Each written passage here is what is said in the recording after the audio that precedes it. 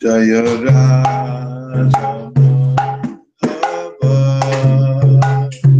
Kunda Bihari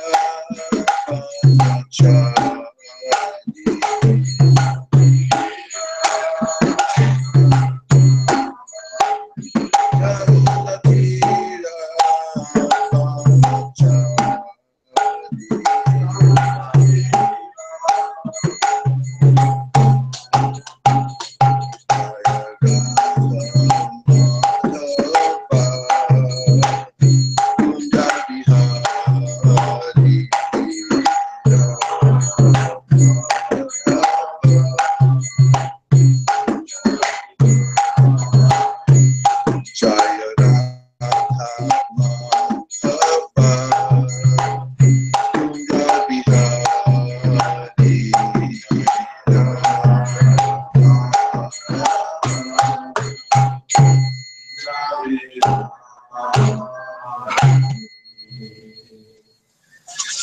Jaya Vishnupad Paramahamsa Paribhadikacharya Stotaras Shishimat Apai Charanaravinda Bhaktivedanta Swami Maharaj Ki Jai Jaya Vishnupad Paramahamsa Paribhadikacharya Stotaras Shishimat Srila Bhakti Siddhanta Saraswati Goswami Maharaj Ki Jai Anatagodi Vaishnavindi Ki Jai Namacharya Srila Haridas Thakur Ki Jai Premzikaho Shri Krishna Chaitanya Prabhu Nityananda Sri Advaita Radhara Shivasari Gaur Bhaktivinoda Ki Jai Shri Radha Krishna Gokupinath Shamakund Radhakund Giri Govardhan Ki Jai Shri Vrindavan Dham Ki Jai Shri Maipur Dham Ki Jai Tulsi Devi Bhakti Devi Ki Jai Jamuna Devi Ganga Devi Ki Jai Samveda Bhakti Ki Jai. All glories to the assembled devotees. All glories to the assembled devotees. All glories to the assembled devotees. Gaur Premanande Haribo. Om Namo Bhagavate Vasudevaya. Om Namo Bhagavate Vasudevaya. Om Namo Bhagavate Vasudevaya. Om Namo Bhagavate Vasudevaya. Om Namo Bhagavate Vasudevaya. Om Namo Bhagavate Vasudevaya. Narayanam Namaskritya. Dharam Chaiva Narottamam. Devim Saraswati Vyasam. Tato Jaya Mudiraye. We're continuing our reading of the Srimad Bhagavatam. We're now on the 7th canto, and we'll be at first chapter, text number 2. 今日も引き続きシリマッドバーガタム第7巻第1章第2節です。聞こえますか？翻訳の通訳の声聞こえてますかね？大丈夫ですか？聞こえてます。はい。はい。なやしゃらたすらぐないなやしゃらたすらがない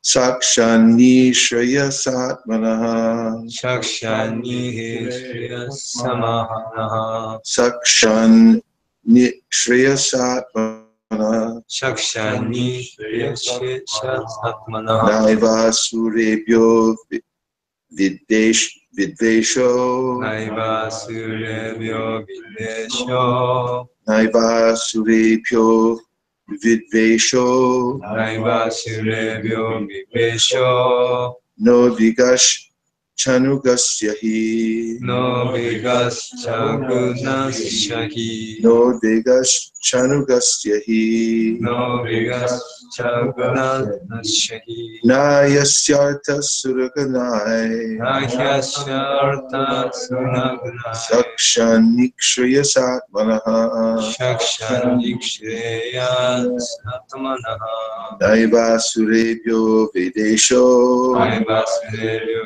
Vidvesho No Vigash Chanugasyahi No Vigas Chagunasyahi Naikeshar Harha Suraganai Nayasyarta Suraganai Sakshang Niheshyatmanaha Sakshan Nishriya Satmanaha Naiveshurebhyo Vivesho Naivasurebhyo Vidvesho Nodvegas Chagunasyahi Nodvegas Chagunasyahi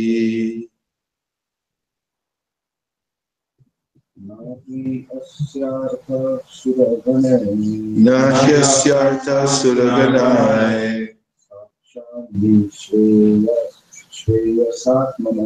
Sakshan Nishriya Satmanaha Naivasurebhyo Vidvesho Nodvegas Chanugasyahi Vaishnavis Nahiyasyarta Suraganai Sakshan Nishriya Satmanaha Naivasurebhyo Vidvesho Nodvegas Chagunasyahi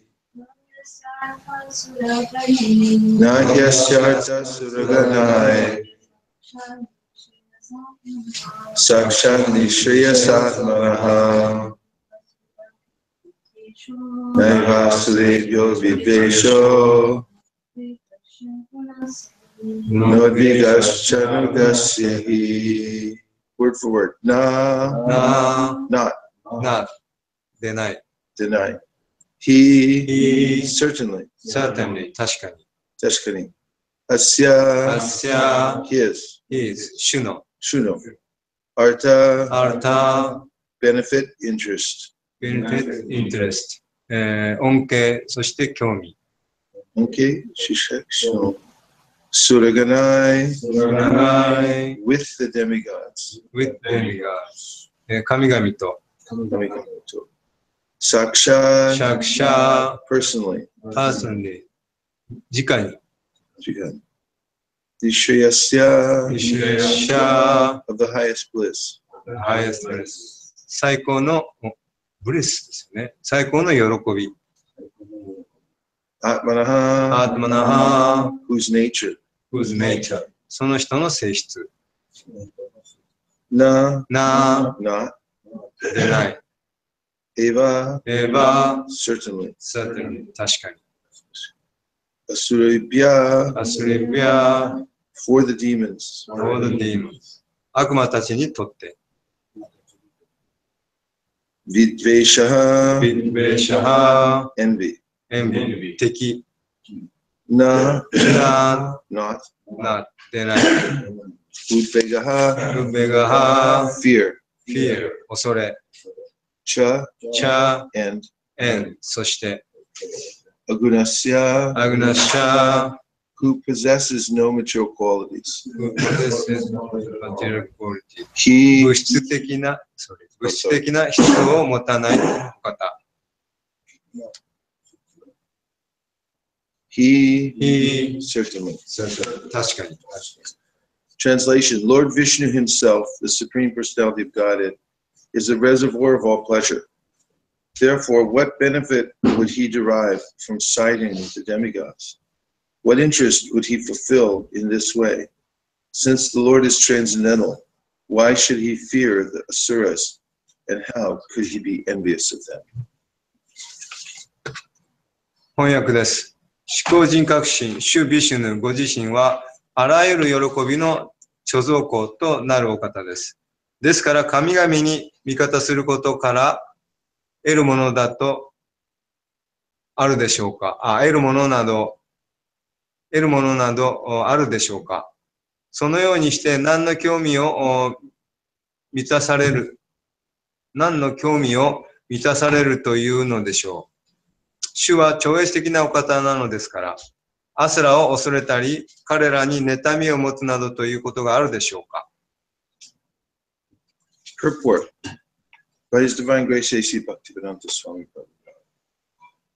We should always remember the distinction between spiritual and material. That which is material is infected by material qualities, but these qualities cannot touch that which is spiritual or transcendental. Krishna is absolute, whether he is in the material world or spiritual world. When we see partiality in Krishna, this vision is due to his external energy. Otherwise, how could his enemies attain salvation after being killed by him? Everyone who deals with the Supreme Personality of Godhead acquires the qualities of the Lord. The more one advances in spiritual consciousness, the less he is affected by the quality of material qualities, the duality of material qualities. The Supreme Lord, therefore, must certainly be freed from these qualities. His enmity and friendship are external features presented by the material energy.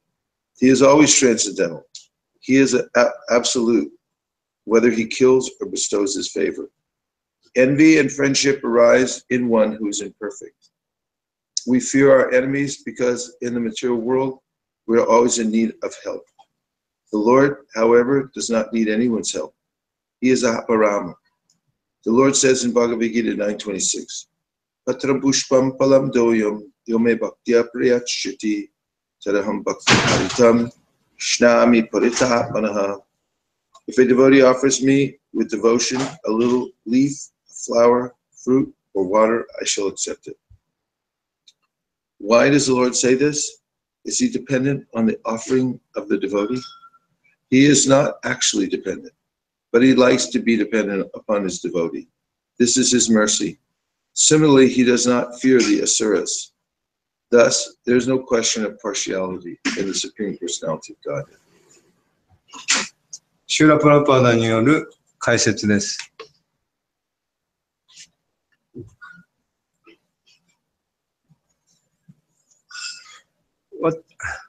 私たちはいつも精神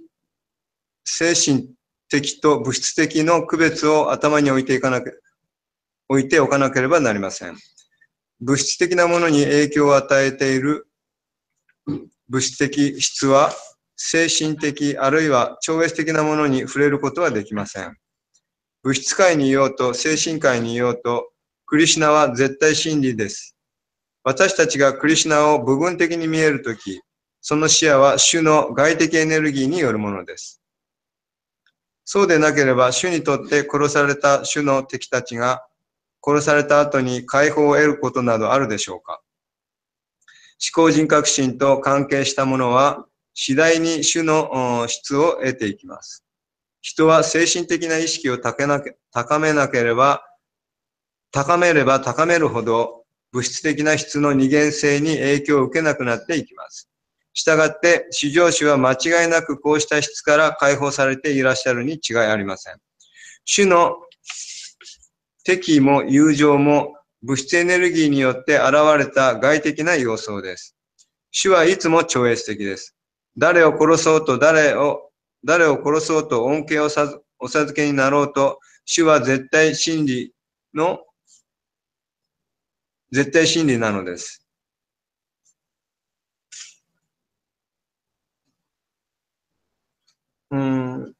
人の中に生じる敵意と友情は不完全です。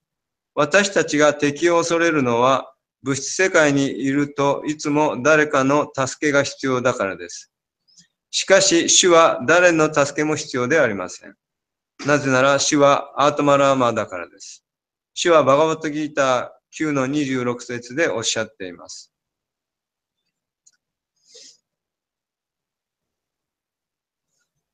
もし献身者が愛と献身を込めて、わずかな葉や花や果物や水を捧げるなら、私はそれを受け入れようと。主はどうしてこのようにおっしゃっているのでしょうか。主は献身者からの捧げ物に依存しておられるのでしょうか。主は何にも依存してはおられません。しかし、主ご自身の献身者に依存することを好まれるのです。これが主の慈悲です。同様に主はアスラたちを恐れることなどありません。このように思考人格心が不公平であることなど絶対にないのです。Om Agyanatimirandasya Gyananjana Shalakaya Chakshurunmilitam Yena Tasmai Shri Gurave Namaha Jai Shri Krishna Chaitanya Prabhu Nityananda Sri Advaita Gadadhara Shivasari Gaura Bhaktivinoda Hare Krishna Krishna Krishna Hare Hare Hare Rama Rama Rama Hare Hare Go Premanande Hare Go. This discussion about whether the Lord is partial or not relates to whether he's affected by the modes of nature or not. で、今日の説はですね、思考主は部分的な存在ではなく、そして、物質的な影響を受けることはないという、そういうポイントが挙げられています。And the science of Krishna consciousness means to understand the difference between that which is material and that which is spiritual. で、クリシュナ意識の科学というのは、何が物質的なものなのか、何が精神的なものなのかということを見極める、そういうプロセスであります。And this is the first statement that Srila Prabhupada makes in the purport. で、そのことがシーラ・プラパダの解説の最初の部分で述べられています。He said we should always remember the distinction between spiritual and material. で、プラブパダは私たちは常に、物質と精神の違いを見極め、覚えておかなければならないという。In the Bhagavad Gita, Krishna makes such a distinction. で、バガバットギータの中でその辺をクリシュナは住み分けています。In the 7th chapter, he begins this distinction by listing the material elements. で、バガバットギータの第7章の最初の部分で、物質要素に関して、言及しています。Pumir apu analo vayu kamano bhurir evacha ahankara ityame binna prakriti ashtada. Earth, water, fire, air, ether, mind, intelligence, and false ego, these are my separated material energies. すみません。どなたかのマイクがオンになっているんですが、ちょっとノイズが入るので、皆さんちょっと自分のマイクをチェックしていただいて、オフにしていただけますでしょうか。なんか、キュンキュンキュンキュン言ってるんですけど、誰なんだろう。バガバットギーターの7章4節でクリシュナはブーミーラポナロバーユカマノグティレーバチャハンカーロイティヤメビンナプラプリティアシタナと言っています。それは土、地、水、火、空気、空間、心、知性、偽のエゴ。それら8つは私から分離した物質エネルギーである。そう述べています。And then Krishna says, Aparim tasanyam prakritim vidimi param jiva bhutam mahabaho yayedam darite jagat. That besides this inferior energy that I've just listed, the elements of, there's a superior energy. で、続けてクリシュナは言っています。その他に私はこの物質エネルギーを超えたより、優勢なるエネルギーを所有すると。そしてそのより劣った物質エネルギーを扱っている生命体はこの上位エネルギーに属すると。そう述べています。He says that energy is the living entity, the jiva, who's interacting with the lower energy. しかしその本来上位エネルギーである生命体はこの物質エネルギーの中に、取り込まれてしまって、いる。そう言っています。And in the Vishnu Purana, it is said, Vishnu Shakti Para Prokta Kshetragyakya Tata Para Avidya Karma Samgyangya Tritiya Shakti Ishate. There are three categories of energy mentioned. で、ビシュヌプラーナの中では、3カテゴリー、エネルギーを3つに分類しています。These are three energies of Vishnu, three of his Shaktis. で、それら3つはそのビシュヌのシャクティ、エネルギーです。So, there's the Kshetragya. でまず、シェトラギャ。Vishnu Shakti Prapukta Kshetragyakya Tatapara. Avidya Karma Samyanya. There's the external energy, which is full of ignorance. アビディア、物質ごめんなさい。外的エネルギーというのは、フローブ、何でしたっけ、フローブ、無知のエネルギーに満ちている。The characteristic is the living entity engaging in fruitive activities. で、それによって生命体は下方的活動に強いられている。And then there's this para or internal energy. そしてもう一つ内的エネルギーがあります。And then there's the jiva, who's marginal energy. で、そして、もう一つが我々生命体。それが境界エネルギー、中間エネルギーに属しています。So in many places, the various energies of the Lord are distinguished. で、あらゆるところで主のエネルギーがその分類されています。And this is done because the living entities who are interacting with the material nature have forgotten that they're not part of the material energy. で、我々その生命体は自分が物質エネルギーではないということを忘れてしまっているために、この物質エネルギーの中に巻き込まれてしまっています。The Vedas say, Asango Hyayam Purushaha. The living entity has nothing to do with the external energy. で、今唱えた説は、生命体は物質エネルギーの中でやることは何もないと。Still, the fallen souls interact with that energy and think that they are part of it. でも、その物質エネルギーに巻き込まれた生命体は、その自分が一部だと、そう思い込んでいます。And as they interact with the material energy, they become degraded. で、その物質エネルギーに、ひとたび巻き込まれてしまうと、落ちて、それてしまいます。ごめんなさい、劣化して、しまいます。Therefore, also the Sri Upanishad warns us about the different ways in which we cultivate knowledge and the ways in which we do our activities in this world. Sri Upanishad. シュリーシャウパニシャッドでは、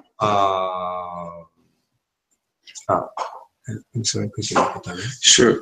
The Sri Upanishad also makes a distinction between knowledge that's spiritual and knowledge that's not spiritual. で、そのシュリーシャウパニシャッドの中でも、何が物質的な知識なのか、何が精神的な知識なのかということを述べています。Anyare bahur vidyaya, anyara hor avidyaya, iti shushumatiranam yenas tatvichakshire. One result is attained by culturing spiritual knowledge, and a different result is attained by culturing material knowledge, which is called avidya. で、精神的な知識を収容したものの結果と、この物質的なアビディアと呼ばれる無知を収容したものの結果というのはおのずと違ってくると、そう述べています。Krishna, in the 13th chapter of the Bhagavad Gita, tells about the process of culturing spiritual knowledge. で、バガバッドギーターの中での13章でクリシュナはそのスピリチュアルな知識を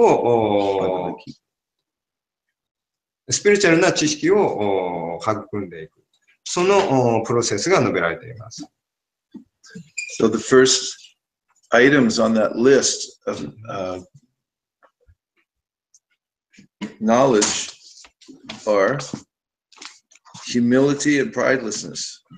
で、その最初に挙げられているのが謙虚さとプライド、何でしたっけを捨てることです。13, 8 through 12. The third on the list is nonviolence. で、3番目が非暴力です。Tolerance. 忍耐。Simplicity. 質素であること。Approaching a bona fide spiritual master. 正統的な精神指導者に指示すること。Cleanliness. 清潔さ。Steadiness. 着実さ。Self-control. 自己支配。Renunciation of the objects of sense gratification. 放棄。そして、ごめんなさ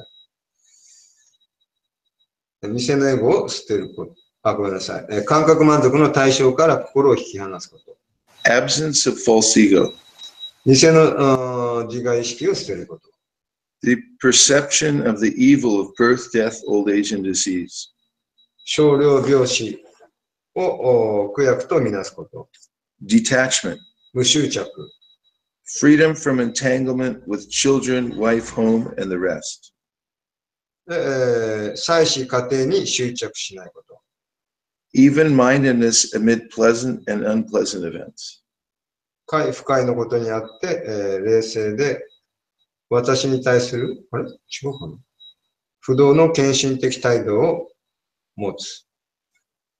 Constant and unalloyed devotion to me. 私に、ここですね。対する不動の献身的態度を持つ。ちょっと訳が。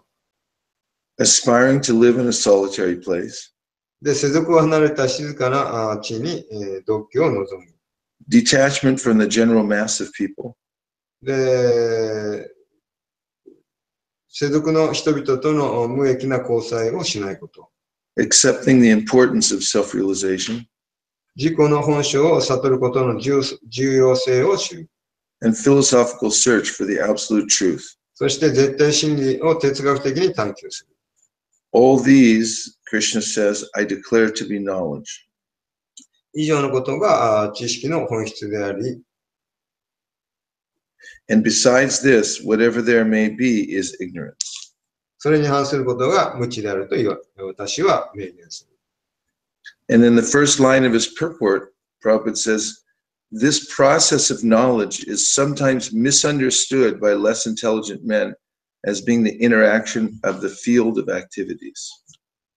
で、この解説の最初のところでプラパダが述べています。ここで挙げられている知識について、知力の低い人は時折誤解して、それらも活動の場の総合要素であるとの一種ではないかと考えることもある。She says, but actually this is the process of knowledge. でも、これこそが真の知識なのであると。そうプラパダはおっしゃっています。So the distinction between matter and spirit and the way of seeing the difference has a very specific practice. で、何が物質、何が精神的なのかっていう、その見極めが異なると、その見え方が違ってきます。で、見え方が違うと、どの方法に従うのかと、その道が違ってきます。So I'll repeat the first sentence in the purport today. We should always remember the distinction between spiritual and material. 物質と精神の違いをいつも見据えておかなければならないという最初のプラパダの解説の教えにまたそこを研究してみたいと思います。One of the ways in which people become more entangled in the material world is accepting material knowledge to be spiritual. で、その物質エネルギーに、翻弄されると、そういう人は物質的なもの、物質的な知識によって、精神的なI'm sorry, could you repeat that? Sure. If somebody makes a mistake and doesn't understand what spiritual knowledge is, they'll be lost. で、その何が精神的な知識なのかということを誤解すると道にそれてしまいます。There are many misconceptions about the supreme absolute truth. で、絶対真理に関する、多くの誤解があります。So one must understand the process to find the absolute truth and to stay connected to him. で、one must. In order to be successful, one has to have the perfect process. で、その絶対真理に到達するには、正しい方法に従わなければなりません。And then in the next line, Prabhupada says, that which is material is infected by material qualities, but these qualities cannot touch that which is spiritual or transcendental. で、物質的なエネルギーにその汚染されている人は、その思考集、超越的な思考集に触れることはできない。そう言っています。So the Srimad Bhagavatam makes this clear distinction about the position of Krishna, the Supreme Personality of Godhead. で、シュリマド・バーガバタムでは、その思考集の立場について、明確に違いを述べています。In the first canto of the Bhagavatam, second chapter, Sutta Goswami says, Bejure Muneotagre Bhagavan Tamatuk Sacham Satvam Vishuram Shemaya Kalpante Yenutaniha. There were great masters who previously understood how it is that Vishnu was beyond the three modes of material nature. で、ビシュヌがどのように物質自然の三様式を超越しているのかということを歴代のアーチャーリアたちは凌駕しています。And therefore they worshipped him. ですから彼らを崇拝するべきです。Because they knew that they could attain the highest benefit by worshiping Lord Vishnu.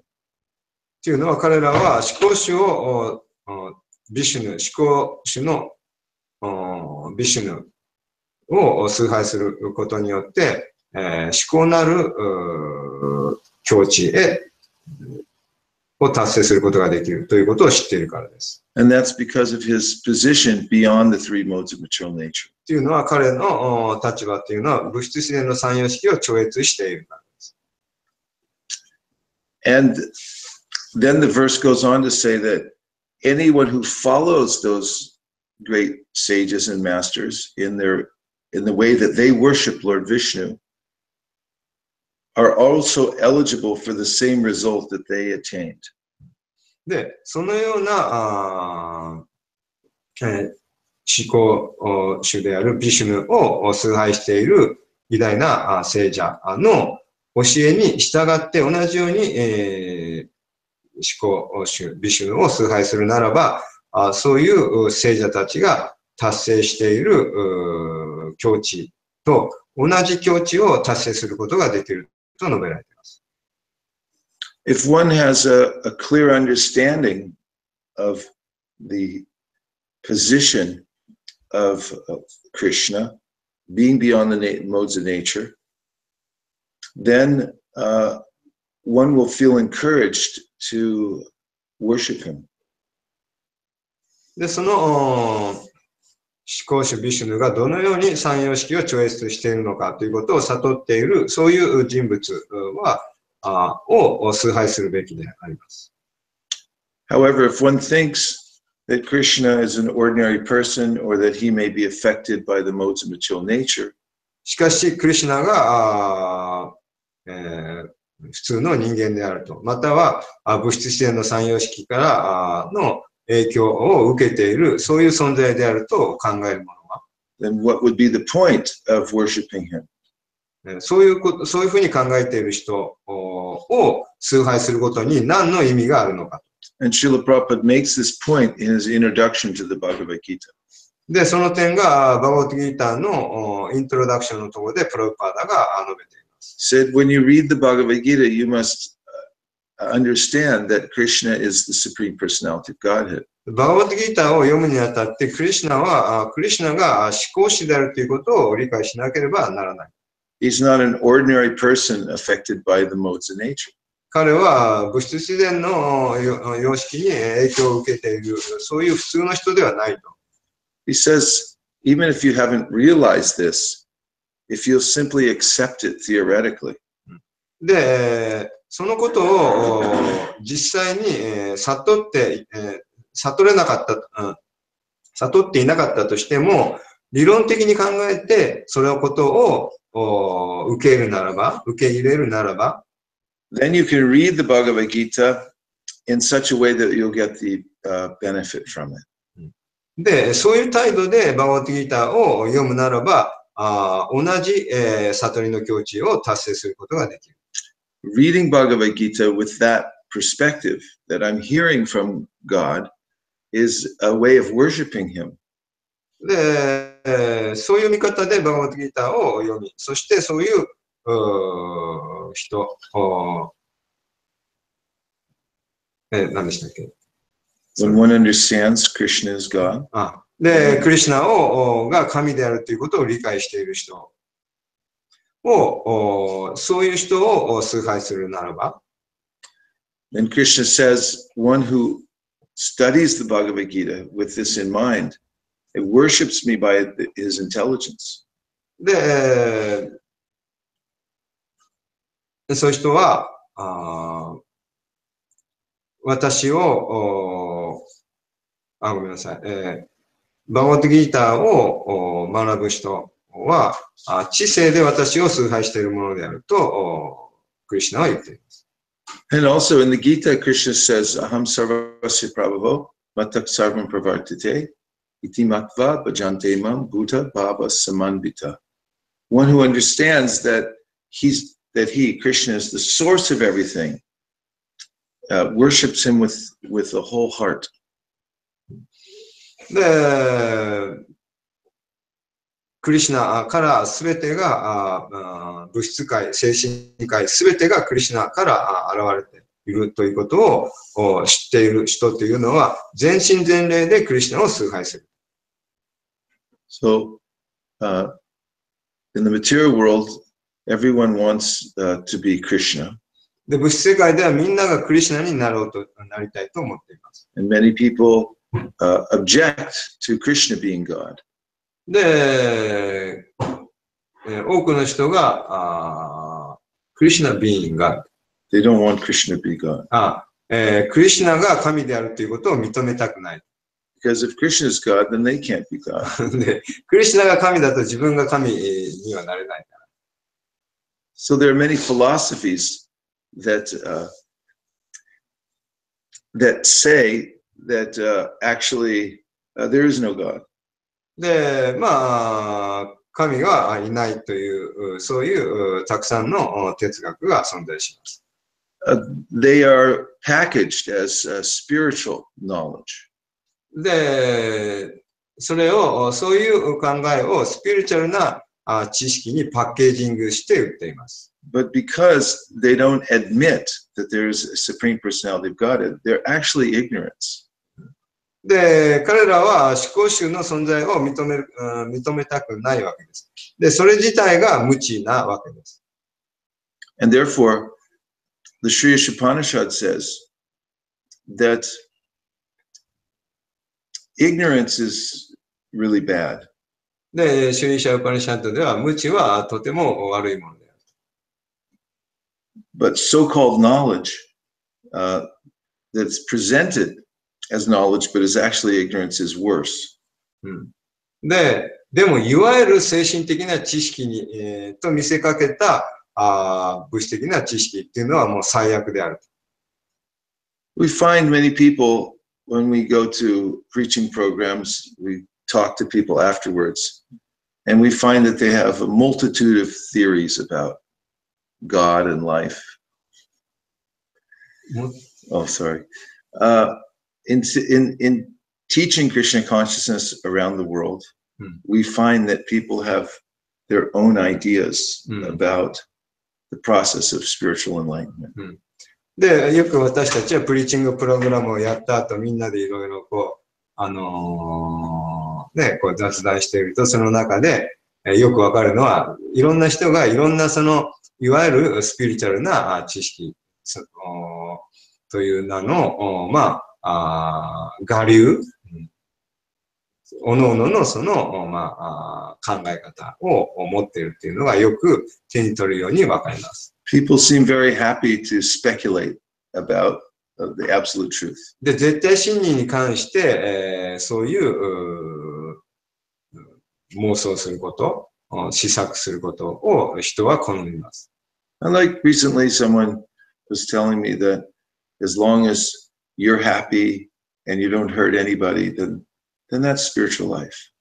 で、あなたが幸せで、あなたが誰も傷つけていなければ、もうそれ自体がもうあなたにとっての精神生活で、そういうふうに言う人もいました。And someone else told me that there's no real need to practice anything because I'm always thinking of God in my heart anyways.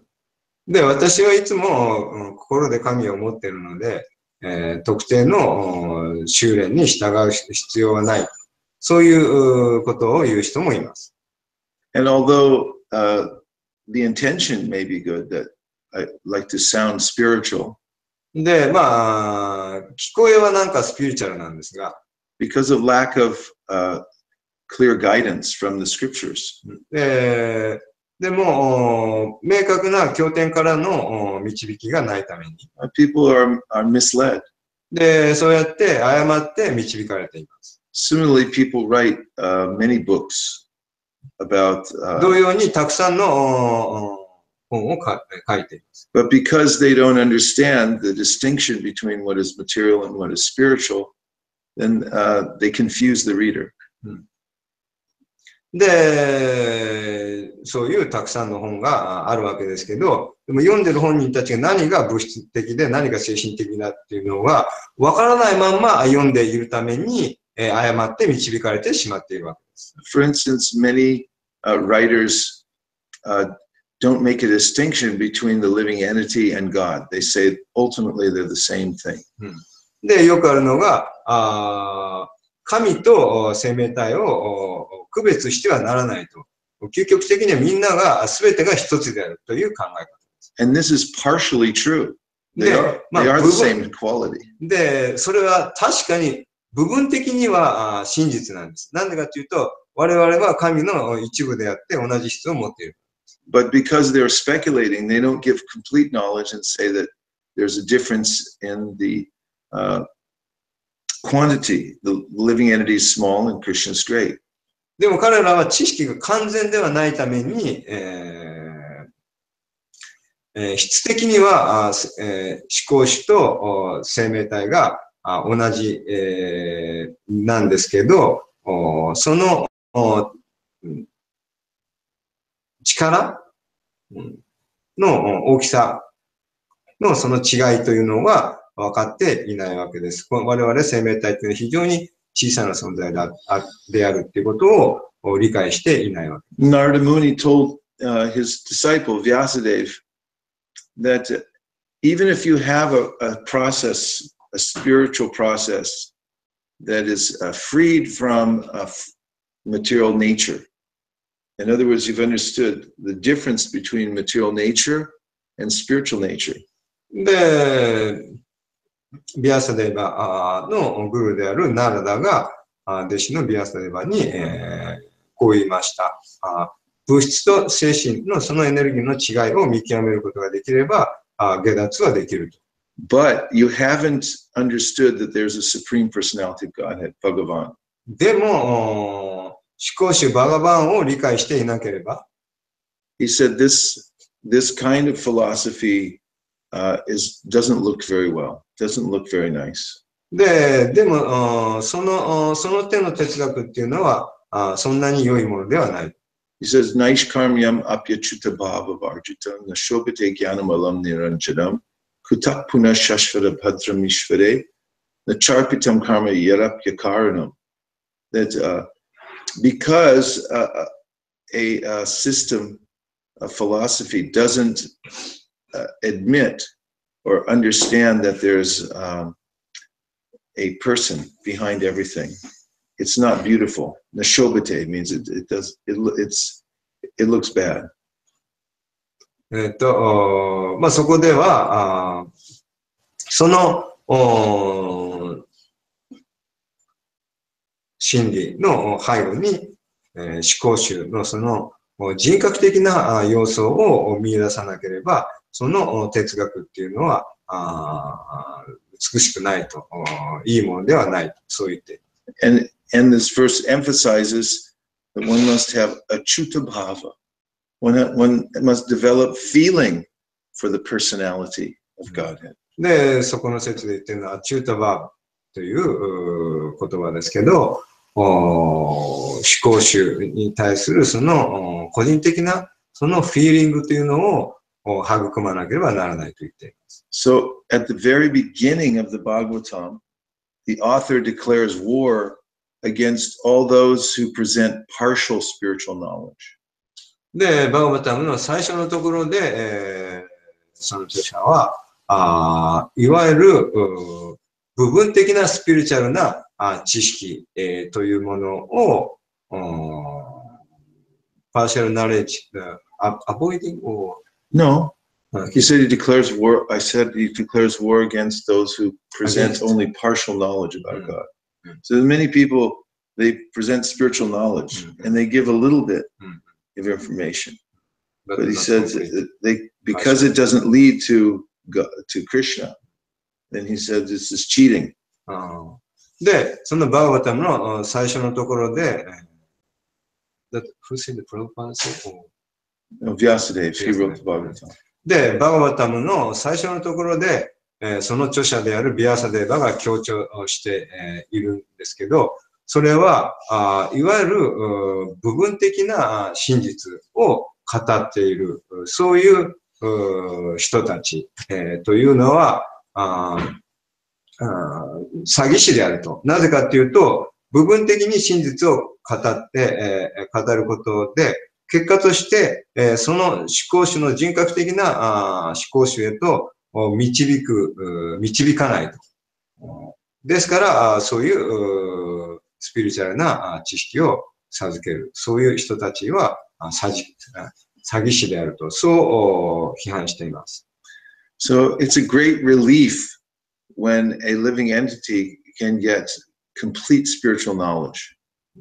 で、生命体が完全なスピリチュアルな知識を習得するというのは、大いなるリリーフ。Because it's 解放であります。It's very natural for us to give ourselves completely to the Supreme Personality of Godhead. で、私たちにとって、自分自身を完全に明け渡すということが本来自然なことであります。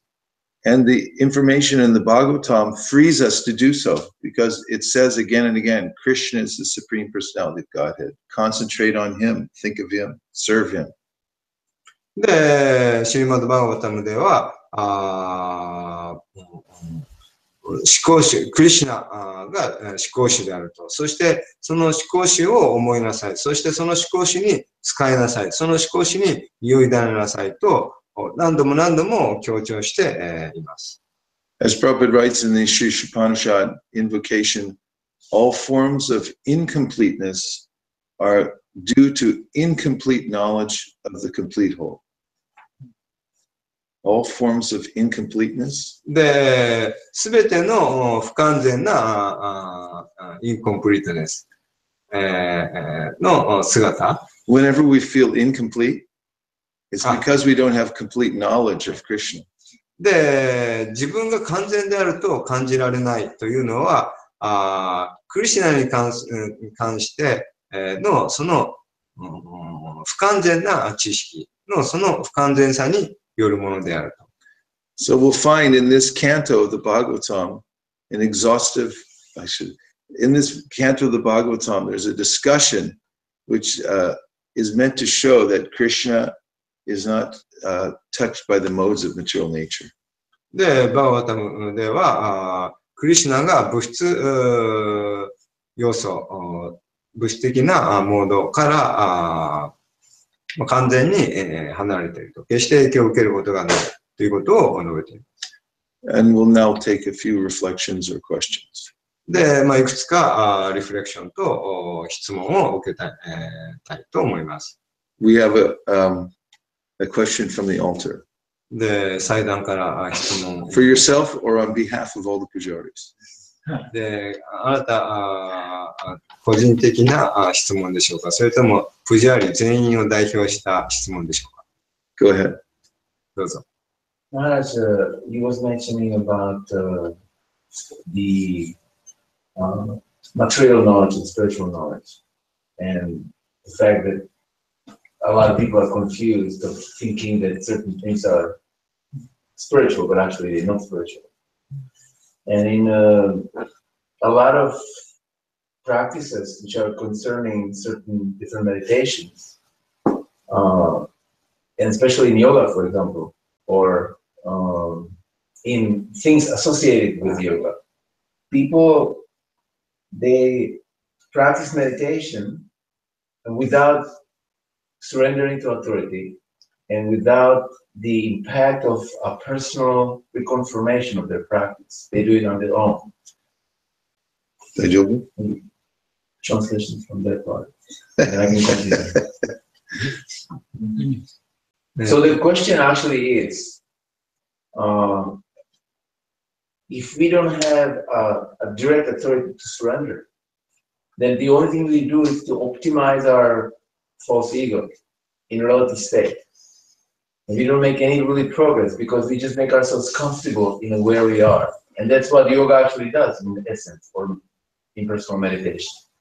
It optimizes our false identity and make us feel comfortable and feel established in where we are. But direct association with authority confront the impurity, which is more painful and difficult. And that's why a lot of other societies, they don't really continue or include that kind of process, because nobody wants to really surrender to any other person. Everyone wants to continue their egocentric, concept of life. So my question really is,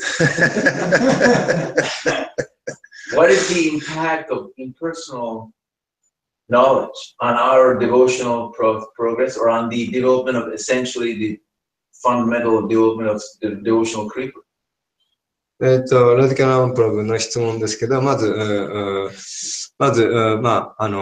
よくヨガの、世界にあるのは、そういう非人格的な、考え方っていうのが、主体になって、いるわけです。なぜかっていうと、それは、ヨガっていうのは非常に自分のそのコンフォタブルゾーン、快適な、お気楽な、快適なエリアからそこを大切にすると。で、そこから出ようとはしないと。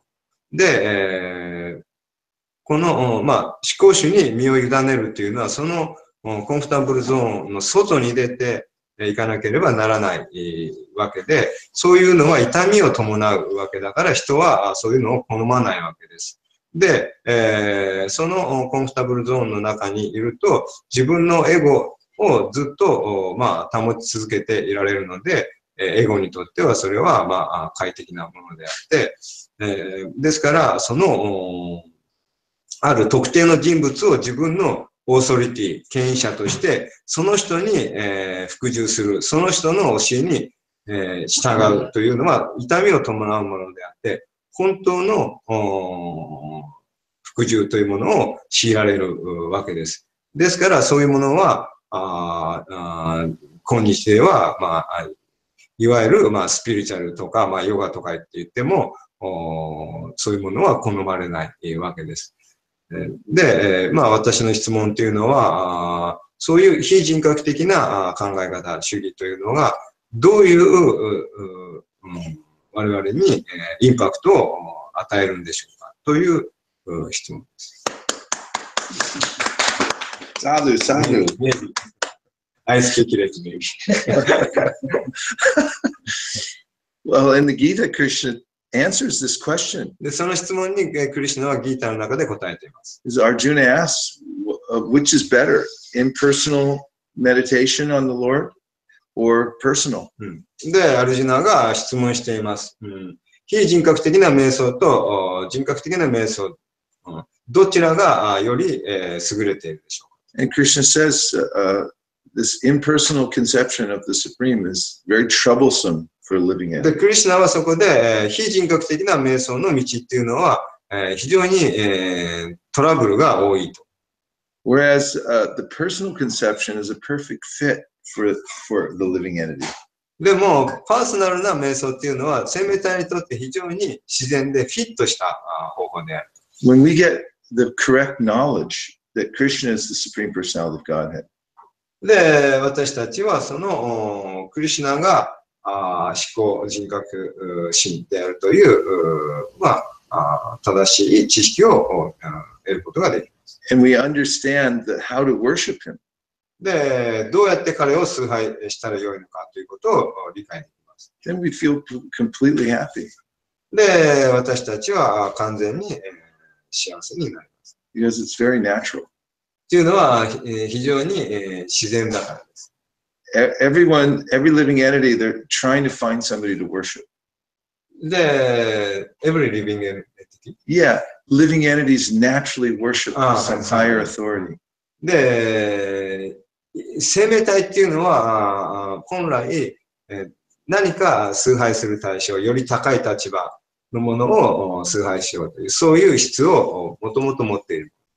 So when we discover the perfect higher authority, then we become happy. でもその中で、完璧な権威者を見つけることができて、その人を崇拝すれば完全に幸せになります。Therefore, the acharyas have gone into great detail about how to approach the Supreme Personality of God. ですから私たちのアーチャリアというのは非常に詳細にわたってどうやってその権威者に従ったらよいのかということを教えています。For instance, in the Tattva Sandarbha, Jiva Goswami writes about how we can actually know something.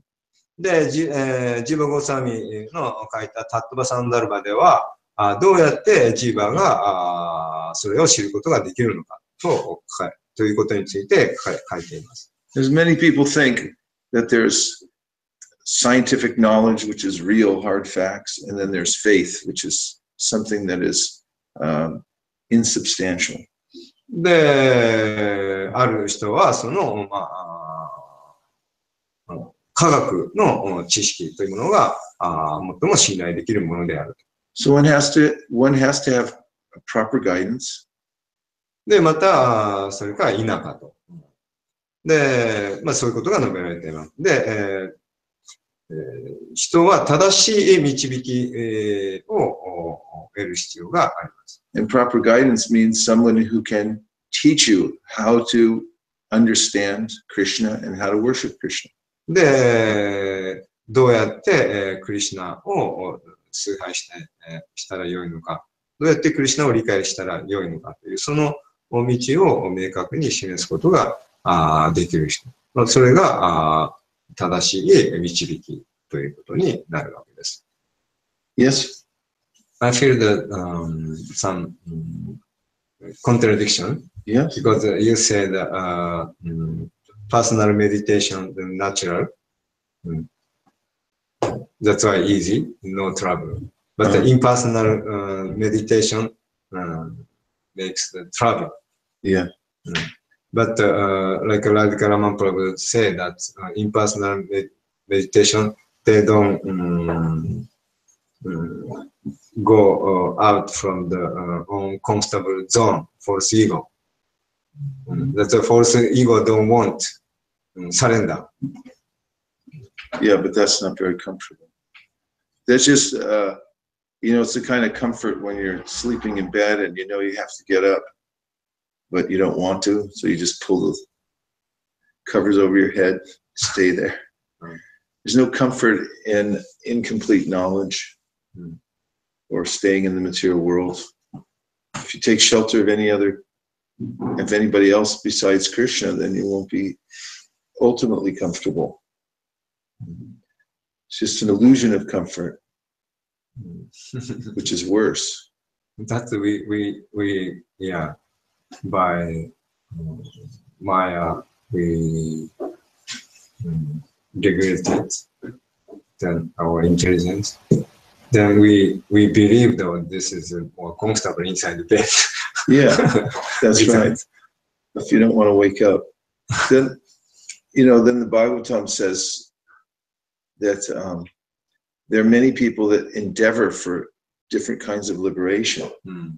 Inside the bed. But if it doesn't, but if it doesn't include understanding the absolute truth and actually developing a relationship with the absolute truth, then you'll fall down from that position because it's not natural. It's natural for us to love and have a loving relationship. And minus that, we'll find loving relationship in the material world somewhere, which will, again, our hopes will be dashed. And the ones who do that over and over again, they become so disappointed that they then resort to impersonal philosophies out of fear and say, I want to be nothing. Even achieving the impersonal liberation. After that, they try to get material. You can't stay there because we still desire to have a relationship with the Supreme. And you may attain it for some time, but then Aruya Krishna Parampadam Tata Patantyata. But the Bhagavatam version is that you can't stay in that impersonal situation, you'll fall back down again due to lack of relationship with the Supreme. で、まあ私の質問、というか、今のお話を聞いてて、バガバットギーターでクリシュナが言っていることですが、非人格的な瞑想の道っていうのは困難を伴うと。で、人格的なパーソナルな瞑想、崇拝の道というのは、生命体にとって自然なものなので、簡単で、あると。そういう答えだったんですけど、それを聞いていてなんかこう矛盾を感じたんですけど、っていうのは、ラディカ・プラブがこう指摘してくれた通り、なぜ人がその非人格的な瞑想や道を好むのかというと、そこが、エゴにとってのそのコンフォタブルゾーンの中であって、そこからそのパーソナルなその瞑想とかプロセスっていうのはそこを出て、特定の権威者に従わなければならない。で、それには痛みを伴うので、それを従わないっていうのがあったわけですけど、それに基づいて考えると、非人格的な瞑想っていうのは、そのコンフォタブルゾーンの中でやってるので、よりそっちの方が快適なので、トラブルがないように感じると。で、そのコンフォタブルゾーンを出て、クリシュナにサレンダーするっていうのは痛みを伴うので、もっと困難に感じてしまうわけですから、なんかちょうど正反対のように感じてしまうんですけど、どうでしょうかということを聞きました。答えとして、その、非人格的な瞑想の、いわゆるそのコンフォタブルゾーンの中でやってる瞑想っていうのは、ちょうど、ベッドから出たくないと。朝は起きなきゃいけないのに、ベッドから出たくなくて、もっと寝てた方が楽だと、そう思っているのと同じだと。で、本当の意味でのコンフォタブル、快適、な状態ではないんだというお答えでありました。っていうのは、結局究極的に生命体っていうのは、下脱だけでは十分ではなくて、その関係、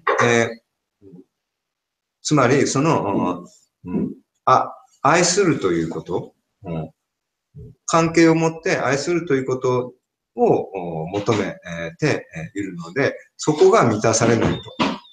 ですから、下脱したとしても、結局は物質的な関係の中で、その誰かを愛そうとして、堕落してしまうわけです。ですから、一時的な解放を得たとしても、結局物質界に戻ってきて、その愛の傾向を満たそうとして、物質的な関係の中で、それを試みてしまうことになる。そうやって再び、落ちてしまうということが、そういう結果になってしまう。ですから、自然な生命体にとって、人格的なクリシュナを崇拝するということが、本当の意味での快適さ、完全な幸せを得る道であると。はい。Yes. What we have is we fear our enemies because in material world we are always in need of them. It has. Her question was, the purport says that we fear our enemies because we're always in need of help. Enemy? The purport says we fear our enemies because we're always in need of help. で、解説の中で、いつもその敵がいるので、助けが必要になっていると、そういうふうに述べる。It's talking about, Srila Prabhupada is talking about the mode of scarcity. feeling of scarcity in the material world. で、物質世界というのは、いつもその、スケアシティ、その恐れに悩まされている。In the science of economics, the first principle is that there's scarcity. There's scarce resources in the material world. で、その資本主義の原理になっているのが、恐れというものを使う。人を恐れさせることで、その経済発展、何ですか、その資本主義が回っていく原動力になっているわけです。恐れという。So there's a fight over the there's this idea that there's scarcity, and therefore everyone's fighting over it. They're always in need, and therefore they make friends and enemies based on who's going to fulfill their need. So like in politics, the politicians are always creating this idea of like, I'll fulfill your needs, and someone else, they're all worried about who's going to get what, because there's scarce resources. They're not happy. That's why. で、根本にあるのがその不安、恐れであるわけです。それを煽っているに過ぎないわけです。経済であろうが政治家もそうです。私があなたのこのニーズを満たしますよと。みんなその根底に恐れがあるので、何かが必要だと。必要に、駆り立てられているわけです。ですから、政治でも、何でも、私があなたのこのニーズを満たしてあげますよと。そういうふうに、宣伝するわけです。その中で、そうやって、敵を作ったり、味方を作ったりしているわけです。We'd like to thank Madhu Mangal Prabhu for his excellent translation today. We thank all the devotees who joined us on the Hangout and also on Facebook from many places around the world. And for those who joined us in the live studios here at New Gayadam. Gaur Premanande, Nitai Gaura Haripo, Haripo, Haripo, Nitai Gaura Haripo, Nitai Gaura Haripo, Haripo, Haripo, Nitai Gaura Haripo.